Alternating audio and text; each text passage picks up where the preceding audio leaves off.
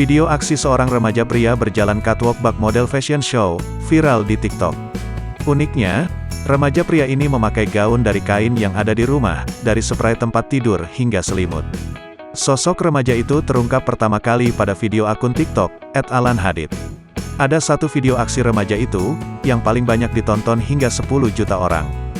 Di video tersebut, dia nampak lihai berjalan catwalk bak model sungguhan.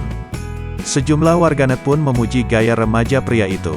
Saat dikonfirmasi Tribun News, remaja pria itu bernama asli Sofwan Alfi Maulana 18 tahun atau disapa Alan, yang juga pengguna alias pemilik konten @alanhadid.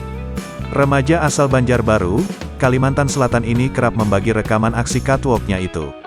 Alan bercerita, awal mula membuat konten ala fashion show ini sejak Februari tahun 2021. Ia mengaku memang suka melihat pagelaran fashion show hingga ajang kecantikan.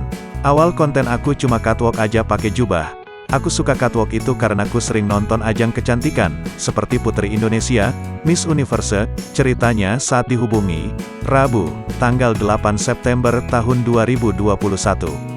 Sementara, untuk gaun-gaun yang dia pakai merupakan hasil kreativitas Alan sendiri. Gaun-gaun itu Alan buat dari kain selimut hingga spray, dengan cara melilitkan kain ke badannya dengan peniti.